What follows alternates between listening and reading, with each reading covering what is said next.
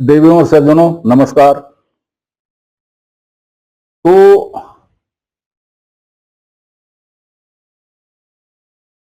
राम राम कहते कबीर ने काशी छोड़ दिया और वो मगहर आ गए। ये कब की बात है? ये बात है संवत 1575 की। इस संबंध में दो दोहे हैं।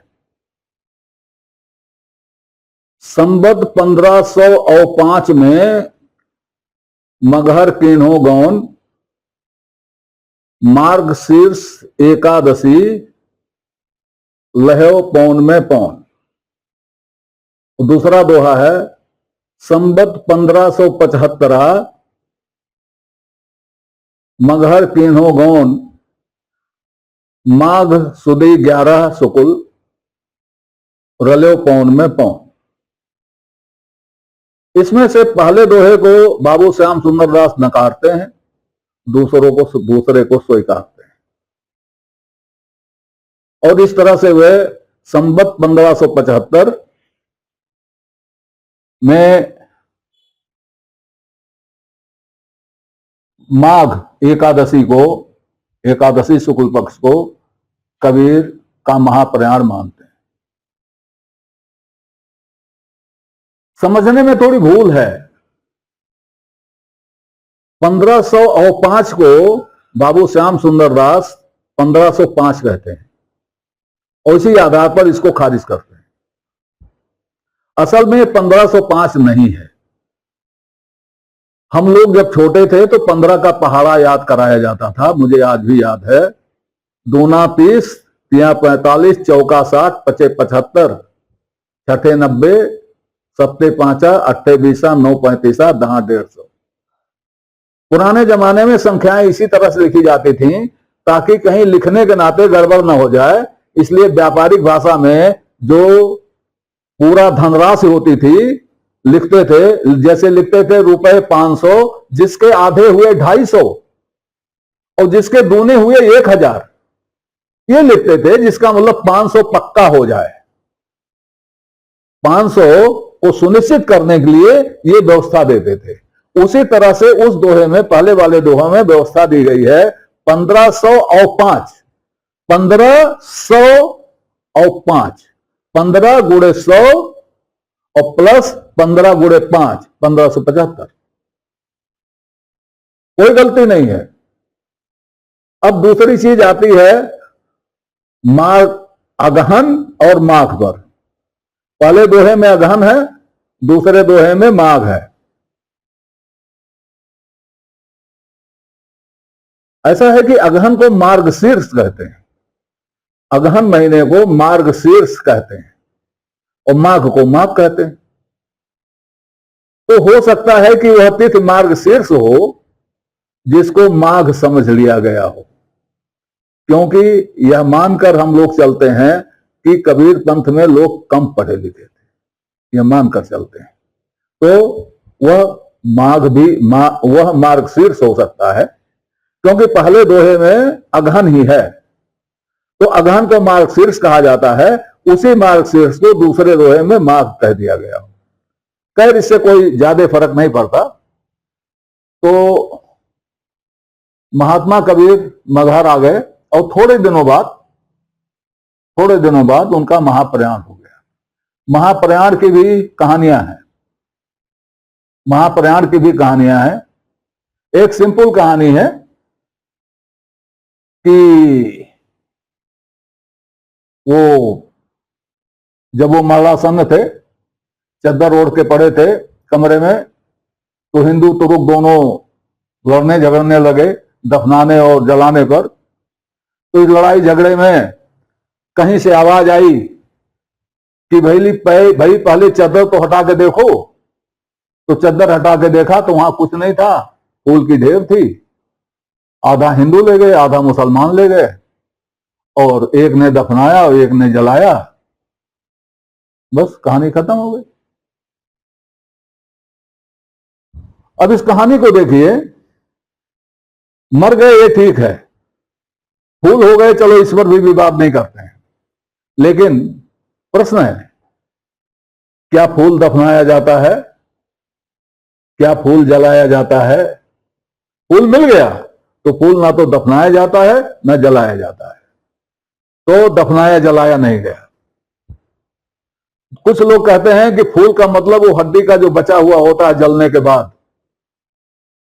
तो भाई अभी तो उनका मरना ही तय नहीं हुआ, तो जल के वो फूल भी हड्डी का फूल भी हो गया? ऐसा कुछ नहीं है। एक और कहानी है। एक संत जी ने, जैसा कि होता भक्तमाल लिखते हैं लोग, तो अपने भक्तमाल में उन्होंने ये कहानी दूसरे रंग से कही। कबीर ने अपना जब समय अंत जाना तो उन्होंने चद्दरें मंगवाई, 2 चद्दरें मंगवाई, कमल का फूल मंगवाया, उसको बिछा बिछा के उस पर लेट गए। बाहर जब झगड़ा होने लगा तो उन्होंने बहुत डांटा लोगों को, अंदर से ही डांटते रहे और आवाज जब बंद हो गई तो लोगों ने देखा, भाई देखो भाई क्या बात है। तो कमरे में 3 लोग घुसे। उसमें वो कहते हैं कि धर्मदास जी भी थे, धर्मदास और बीर सिंह और बिजली खान, ये 3 लोग कमरे में घुसे। तो वहां देखा कबीर साहब नहीं थे, फूल का ढेर था। अब इस कहानी में धर्म सिंह पता नहीं कहां से आ गए। धर्म सिंह तो कबीर के देहावसान के लगभग 100 वर्ष बाद पैदा ही हुए हैं। उनकी पुश्तैनी इतिहास देख लिया जाए तो पता चल जाएगा। लेकिन धर्मदास जी आ गए। अभी कहानी कब की है, कितने दिनों बाद लिखी है, तो धर्मदास जी के 100-150 साल बाद लिखी गई होगी। क्योंकि धर्मदास ने जब कह दिया कि हम तो कबीर के साथ रहे हैं, तो उसके बाद कहानियां बन गई। तो ये कहानी भी ऐसे ही है। अब एक आखिरी कहानी है, उसको कहने के पहले मैं संत कबीर के का एक दोहा जोड़ना चाहूंगा। मरना भला विदेश का, जहां अपना नहीं कोय, और जीव जंतु भोजन करें, सहज मोक्षा होए। विदेश में मर जाओ, जीव जंतु खा लें, बस महोत्सव हो गया। यही भला है एक। दूसरा उन्होंने कहा है, मरने के बहुत पहले कह दिया था, हिंदू तुर्का हिंदू कहे इन्हें ले जा रो, तुरुक कहे हमारो पीर, दोनों आए दीन पर झगड़े, ठाड़े देखें हंस कबीर। हंस कबीर, हंस उसको कहते हैं जो विवेक वाला होता है। तो विवेकी कबीर जानते हैं, मुक्त कबीर जानते हैं कि हमारे मरने पर क्या होगा। हम इतना समझा गए हिंदू मुसलमानों को, लेकिन ये मानने वाले नहीं हैं। ये हमारे मरते ही दोनों धर्म के नाम पर ही लड़ेंगे, यो कह गए थे। अब ये जो कबीर के मरने के बाद या मरने के समय की जो घटनाएं हैं, उसमें यह कहानी मुख्य रोल प्ले कर रही है। ये हिंदू तुर्क वाली बात प्ले कर रहा है। यही झगड़ा झगड़ा झगड़ा, जलाना दफनाना, जलाना दफनाना, इस झगड़े पर कहानियां बन रही हैं। दूसरा दोहा जो है उसको कोई नहीं देख रहा है, मरना भला विदेश का। अब ऐसा है, एक चीज हमें ये बताइए कि जो संन्यास ले लेता है, मुसलमान तो दफनाया जाता है, और हिंदुओं में जो संन्यास ले लेता है वो भी दफनाया जाता है। जलाने की बात कहां से आ गई? अगर हिंदू कबीर को संत मानते थे तो जलाएंगे क्यों? वो भी दफनाएंगे, समाधि देंगे। जलाएंगे नहीं, समाधि देंगे। दफनाना नहीं कहेंगे उसको, जलाएंगे नहीं, समाधि देंगे। और मुसलमान दफनाएगा। इसमें जलाने की बात कहां आ गई? जलाने की बात तो कहीं आती नहीं। लेकिन नहीं, कबीर वाणी में है कि वो जलाने के लिए कहेगा और दफनाने के लिए कहेगा, तो वो जला दफना रहे हैं उसी वाणी के आधार पर। अब आगे एक अनंत दास की परचई में जो इनके कबीर दास जी के, कबीर साहब के जो मरने के बारे में लिखा गया है, महाप्रयाण के बारे में, उसको सुन लीजिए, बहुत कुछ स्पष्ट हो जाएगा। हालांकि झगड़ा इसमें भी है, लेकिन उस तरह का नहीं है। हिंदू तुर्क पाड़ी आटी, तुम जा लीजियो तुम दीजियो माटी। दोनों कमर कस के तैयार हो गए कि जलाओ तो जानू और दफनाओ तो जानू। और कबीर ने क्या किया, बोझ बतीस का फूल मंगाया, तरे ऊपरे सहन कराया, सब संतन मिल नाचे गावे, ताल पखावत शंख बजावे, अमर भयो छूटे न सरूरी शरीरू, भयो सैदही दास कबीरू, भक्तन माज अचंभय भैया, फूल देखी अपने घर गैया। बात वही है, ये लोग बाहर एक दूसरे को देख लेने की बात करते रहे हिंदू मुसलमान, और साधु लोग ऐसे अवसरों पर परंपरा के अनुसार शंख बजाते रहे, पखावज बजाते रहे, नाच गान करते रहे, खुशी मनाते रहे। कोई कबीर की कोठरी की ओर देखने वाला नहीं था।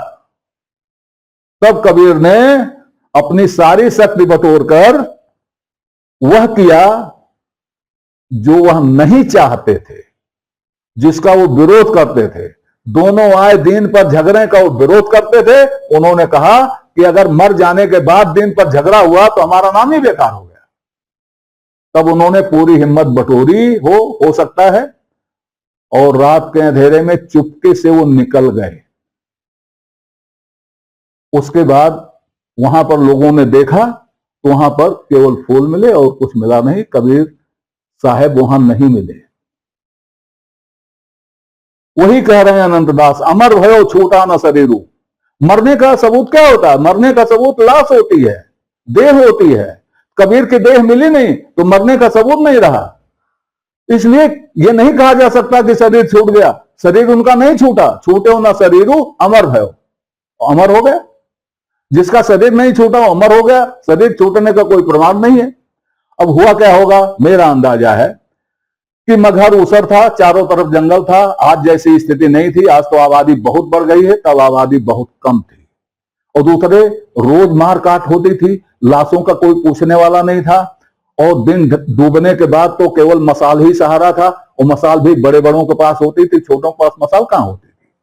तो अगर रात के अंधेरे में कुछ दूर वो चले गए तो उनको खोजेगा कौन? कौन अपनी जान पर खेल करके उनकी खोज करेगा रात में? और जानवरों के भोजन के लिए तो एक रात काफी था। एक रात में बड़े प्रेम से जानवरों ने उनको खा लिया होगा। उसके बाद कौन तलाश करता है कबीर की लाश कहां गई कहां नहीं गई? इस तरह से, क्योंकि ये तो माना नहीं जा सकता कि शरीर उनकी हवा हो गई, ये नहीं माना जा सकता। तो शरीर का ऐसे ही हुआ क्योंकि शरीर मिली नहीं। ये तो सभी लोग कह रहे हैं कि शरीर मिली नहीं। एक चीज और हो सकती है कि उस समय के शासक वर्ग ने, खलीलाबाद के नवाब ववाब जो रहे हों, वो विरोधी पक्ष मिलकर के झगड़े को सुलटाने के लिए लाश ही गायब कर दिया हो। तो ये बात तो नहीं, मैं नहीं मान सकता, क्योंकि लाश गायब किया होता तो कभी न कभी कुछ तो निकल के आता। ऐसा कुछ निकल के नहीं आया। तो इसलिए ज्यादा संभावना इसी की है कि उन्होंने अपने शरीर को जानवरों को दान कर दिया, जैसा कि उन्होंने पहले निश्चय किया था। और कबीर ने जिंदगी में जो चाहा वो कर लिया, वो उन्हें मिल गया। ऐसे ही उनकी यह भी चाहना पूरी हुई होगी, इसमें कोई संदेह नहीं है। तो यहां महात्मा कबीर की कहानी समाप्त होने की है, होने को है। आपसे मेरा निवेदन यही है कि अमृत केरी पोरिया बहुविध दीनी छोर, आप सरीखा जो मिले ताह पियाओ घोर। और कोई भी ऐसी कहानी, कबीर के बारे में ही नहीं, किसी के बारे में भी कोई ऐसी भी कहानी, चाहे तुलसी के बारे में, सूर के बारे में हो, किसी भी बड़े आदमी के बारे में हो, गांधी के बारे में हो, नेहरू के बारे में हो, कोई भी ऐसी कहानी जिसमें जो विश्वसनीय ना हो, जिस पर ऐसे ही भरोसा ना किया जा सके, उस पर ऐसे ही भरोसा नहीं करना चाहिए। यह मान के चलना चाहिए कि कहानी झूठी होती है, कहानी इतिहास नहीं होती। और कहानी कही इसलिए जाती है कि आप उस पर विश्वास कर लें। लेकिन आपको चाहिए कि आप ये समझें कि ये कहानी है, इतिहास नहीं है, उस पर विश्वास ना करें। एक तो यह है। दूसरी बात यह है कि आप कबीर को पढ़ें, स्वयं पढ़ें। कोई जरूरत नहीं किसी से पढ़वाने की, आप स्वयं पढ़ें। नहीं समझ में आता है फिर पढ़ें, नहीं समझ में आता है फिर पढ़ें। एक एक शब्द पर आप स्वयं विचार करें, सोचें। तो जैसे ही आप विचार करना शुरू कर देंगे तैसे ही आपको वह शब्द मिल जाएगा। आपको वह शब्द स्वयं ही बताने लगेगा कि वो क्या है, क्योंकि कबीर के शब्द वही हैं जो हमारे शब्द हैं। अंतर यही है कि कबीर के शब्द पुराने थे, अब वो बूढ़े हो गए हैं, उनको पहचानना आपके लिए मुश्किल हो रहा है। लेकिन ऐसा तो है ही नहीं कि अगर हमारी ही चीज है हम ना पहचाने। थोड़ा हम उस पर ध्यान देंगे तो हम जरूर पहचान लेंगे। इसलिए यह भय दिमाग से निकाल दीजिए कि कबीर की भाषा कड़ी है। कबीर की भाषा बिल्कुल कड़ी नहीं है, कबीर के भाव कड़े जरूर हैं। जब एक बार भाषा आप समझ जाएंगे तो उनके भाव भी समझ जाएंगे। इसी निवेदन के साथ नमस्कार। आपसे निवेदन है कि श्रृंखला को अपनी लाइक दें, इसको सब्सक्राइब करें और कमेंट बॉक्स में जाकर अपनी टिप्पणी प्रस्तुत करें, अपनी जिज्ञासा व्यक्त करें, अपने प्रश्न पूछें। यथा समय आपकी जिज्ञासाओं और प्रश्नों का समाधान करने का प्रयास किया जाएगा। धन्यवाद।